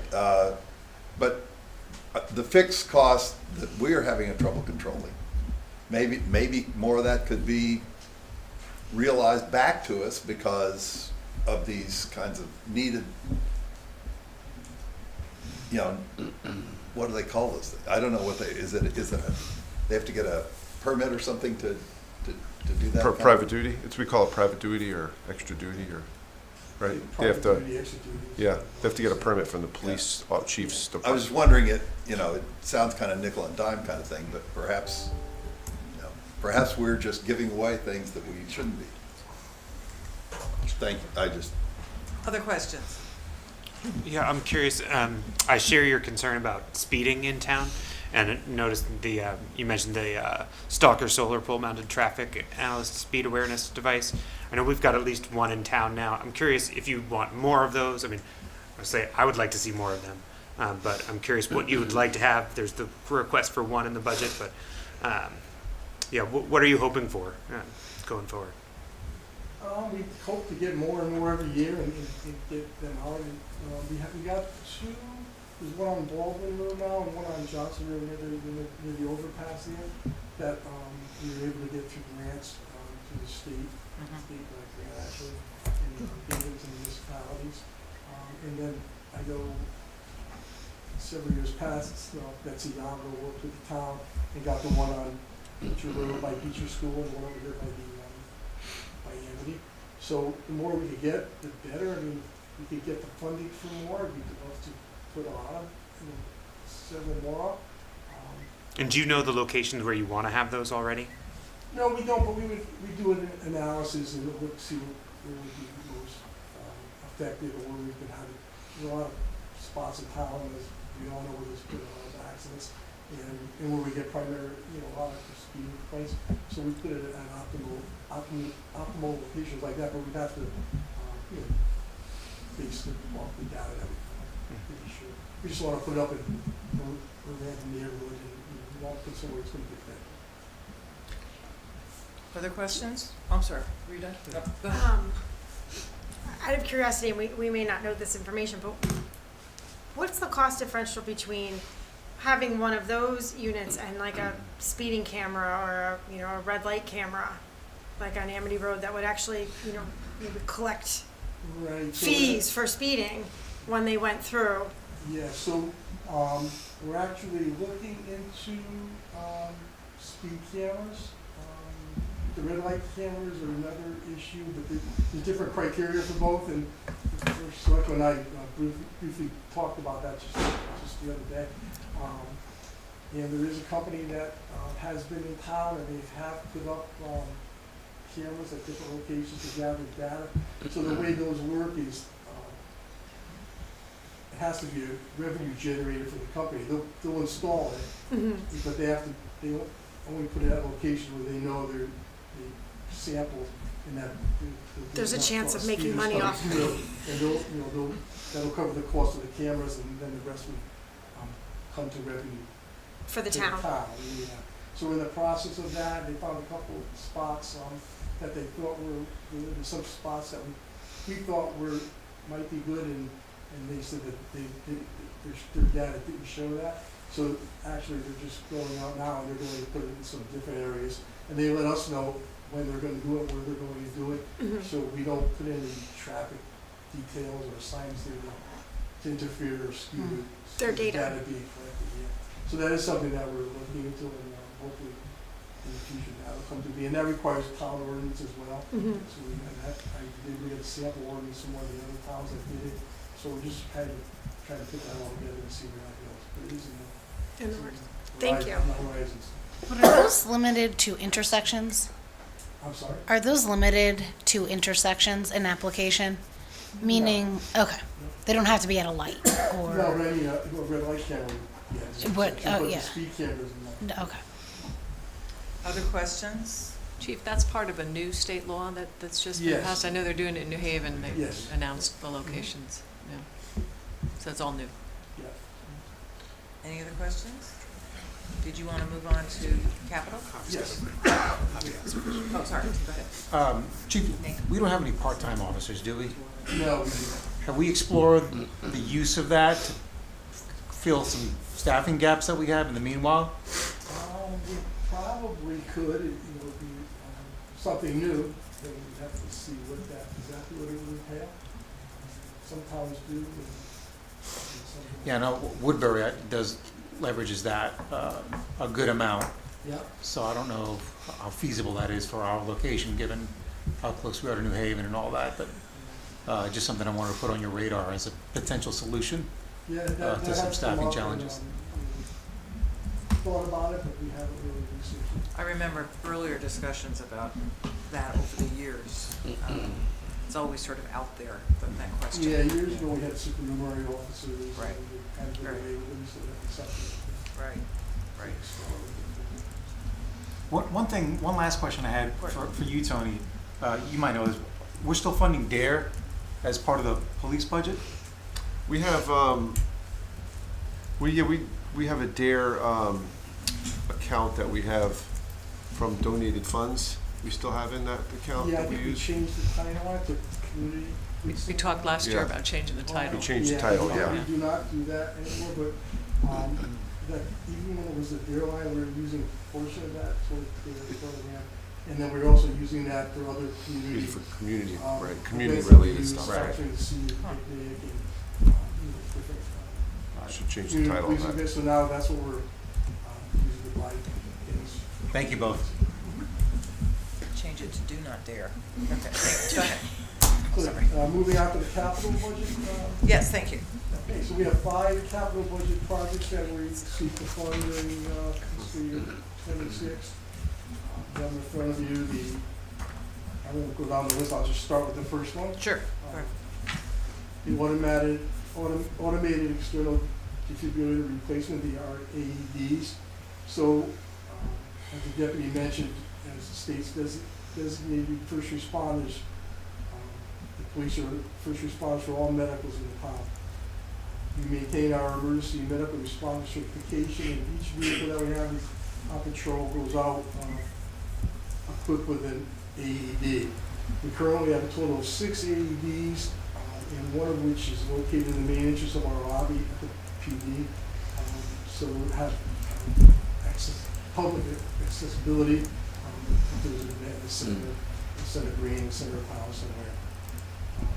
The availability of the AEDs for use throughout the town is also one aspect that enables Woodbridge to maintain its state of Connecticut Department of Public Health designation as a heart-safe community. That's something that has been put together and got that going again for us, for the town. And the whole goal of that is for strengthening the cardiac chain of survival within the community. Our current AEDs have been in service since 2018. They're out of warranty, and they're beginning to show signs of wear and tear at the end of their recommended shelf life. So we're looking to get 6 new physio control Stryker Life Pack AEDs. They come with an 8-year warranty. They have an increased number of joules of current that they could put out to improve shock success when performing life-saving measures. And they also do savings for us because they utilize one set of pads for adults or children, rather than for all different size pads. So that project comes in at a cost of like $14,800. It's all under state contract bid pricing, and that would provide the most effective standard for officers while performing life-saving measures across the community. The next project we had was an update to our... Just real quick, just a question for Tony or whatever. We have AEDs throughout the town. Are we using the same manufacturer so that if somebody comes into like town hall or a police department comes into town hall, is it the same? Is it the same unit, or if not, can we maybe get on a cycle? I know we've used the same unit for all of the ones we've purchased around town hall because we get them from the same contract. Okay. So I haven't really worked with the police yet. That's what I'm in terms of just, which I'm ones asking. they're gonna buy, but we could certainly make, I was just sure. asking, that's Yeah. all. Well, from a practicality standpoint, if two people came on and you had to change pads in between Right. for the different equipment, there's a delay in care. If that were to happen, if they weren't compatible. Right. So that was the reason for my question is, since they're gonna buy 6, Right. is there any other department here in town looking to maybe hop onto that purchase? Don't we have one outside here, right? Yeah. On the Right left there, end? right. Is that brand new, or is that part of this? No, we've had those for a while. It's been a while, so. Yeah. Yeah. That's just something I just wanted And to they give bring you, up. if you do decide to do it, they give you a credit on everyone that they take back as well, so. It's also Good point. Good. Yeah. Good question. Go ahead. Our second project was an upgrade to our communications recording system, and that's used for recording of 911 calls, all of our various telephone lines, and all the police, fire, and EMS medical service radio transmissions. In addition to being an operational necessity, it's used for call playback, quality control, and to secure needed communications for evidentiary purposes in court proceedings. Current system was purchased in 2019. That too is out of warranty and no longer being manufactured. It's running on the old server hardware and Microsoft 2012 operating system, so it can no longer be supported and maintained. So we're looking to replace all the existing hardware and the software with the latest variant recording software, including a new chassis and Microsoft 22 server operating system. It's all falls under that too under the state of Connecticut contract bid pricing, and it would be crucial just to make sure that we're the public service answering point for the town. So we just want to make sure that that's all upgraded, remains functional.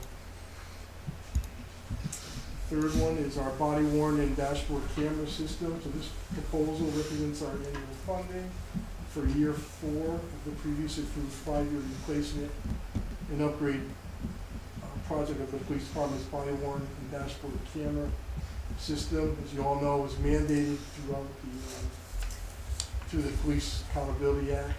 Thus far, we've had no problems at all with the AXOS system. It's been working well. It allows us to transmit evidence to court, and sort of a platform that all the departments around are using. The current plan provides for a refresh plan on our cameras at 2.5 years. So they'll replace all our cameras with all new cameras, included in the price, and those cameras will be of the most recent technology, and that's due to happen sometime this summer. And upon the final payment to Axon in fiscal year 27, to remain statutorily compliant, we plan to continue the project moving forward, and you can see it be estimated it out in the years to come.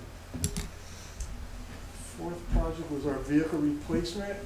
So to ensure a safe and dependable emergency fleet, this funding requested for the purchase of one 2026 Ford F-150 4x4 police responder marked pickup truck to be used in patrol as part of the department's vehicle replacement cycle to negate high mileage repairs and maintenance. Initially, we had projected requesting two vehicles this year, and we presented our budget last year. That was the forecast for this year. However, as you know, in November, the Board of Selectmen and Board of Finance allocated revenue from the American Rescue Plan Act, and that allowed us to order one 2025 patrol SUV hybrid vehicle. So that order was placed just shortly before the end of the year. The vehicle we're proposing this evening will be replaced with not an additional vehicle, so it won't increase our fleet size. As our department, we had an old 1977 military surplus pickup truck that was decommissioned years ago. But since then, we haven't had any kind of pickup truck type vehicle. So that getting one now will restore our ability to really transport operational equipment, some barricades and things, evidence, and so forth. Pricing for this vehicle is also under the state contract bid, and it comes in slightly lower than that of the 2026 SUV. And, that's where we are with that. As we mentioned, every year when we get rid of a decommissioned one, we just gave one recently to the Woodbridge Board of Ed for use by the school security officer as a feature. Prior to that, we gave one to Human Services. It's an ongoing cycle, so, and most, recently, as we discussed, just discussed, we keep 2 of our older cars and we use them at the extra duty jobs. And that cuts down on the mileage on the newer cars and the idling time. And as we said, generated $96,695 is the price for it last year. And the year before was $138,413. So that's well worth doing for us. And the last project that we had was the proposal associated with the annual funding for our replacement of our portable and mobile radios. That project is part of an approved 5-year lease purchase. And we did the first step of that last year, so we got all new portables, 16 mobiles and 27 portable radios. So this is just the next payment for that. And that's all I have for the capital budget. Questions for the chief or deputy chief on the capital presentation? If there's no questions, just before we conclude, if I could just take 1 minute just to touch on one other item that is very concerning to me and to us. I'd just like to take a moment to encourage that moving forward, that the boards hopefully could work together for the institution of town project to address the concerning condition of our deteriorating police facility, which is really in need of significant renovations. Police Commissioner Esposito and myself, are members of the Center Building Committee. We met diligently for the past 3 years. Dwight was the chairman of that. And despite multiple architectural space needs assessments, renderings, and recommendations that were done specifically for the police department, they were done in 2009, they were done again in 2012, and most recently, they were just done several months ago as part of the overall center building renovation project. But it yielded no imminent plans for renovations to our facility, and once again, it's been put on hold. So I commend all of our personnel, they continue to wait patiently year after year. We've been talking about it for the last 20 years or so, and everybody's waiting for and hoping to see improvements be done, and at the same time, they're watching a lot of other things going on in town, ongoing building renovations, structures, renovations continues to take place at all the various town facilities surrounding us, but nothing at the police department, which is the only town facility that's open 24/7, 365. We're in full operation. We're really struggling with it. We've been doing our best to cope with it. We get it. You have to be patient. Everybody has to wait their turn, but I think it's time that everybody realizes our turn has come. It came a long time ago. We're still waiting, but the time is now. So I just want to throw that out there, but to get a better understanding of our needs and what we're facing, and to see the status of the building and some of the areas in the building, the locker room and stuff, they're really deplorable. And I'm embarrassed by them, and I'm sorry that our guys have to work in that. But I welcome any of you to come over for a tour at any time. We're more than happy to do that with you. And I just respectfully ask for your strong consideration and action to this long overdue and very necessary project. So while we're all together, I just want to bring that up. Thank you, Chief. Thank you. Thank you. We appreciate you pitching it. Thank you. And I can assure you that we will give it the attention it deserves. Absolutely. Thank you. I appreciate you bringing it up. Thank you. Okay. All right. I think we're all set. Thanks for all that you do. Have a nice day. Thanks, Frank. We are going to move on to the finance department, Okay, which Thanks, is guys. line Hey, good to 1150. see you. Thank you. thank you. Thank you for all the data that you presented us as well. The Finance Department has, of course, me, the Director of Finance, a portion of my salary. We have payroll, we do, we do accounts payable and benefits and accounting and So we have 1, 2, 2 3/4 positions in this budget. And other than the contractual 2.5% increase, the regular clerical line has a step increase in the union contract, which is why it's higher than 2.5%. It's really the only major increase in here. There's a slight increase in postage, and that's pretty much it. Any questions on finance? Okay. Probate court? Probate court is our contribution to the regional probate court, at the Derby Regional Probate Court, and it averages about $9,500. It fluctuates, so this year I'm estimating about $9,500. And that doesn't, there's no wild swings there. No, the only it may go up slightly, but it usually hovers around that amount. Okay. Any questions on probate? Any other questions for anybody who wants to ask a question about anything at all? Okay. In that case, I will call for a motion to adjourn the Board of Finance. Second, okay. All in favor? And I know Mika will call for a motion to adjourn the Board of Selectmen. I'll look for a motion from the Board of Selectmen to adjourn the meeting. I move we adjourn. Second. And they all voted? Yes. Thank you. Good night, Mika. Good to see you.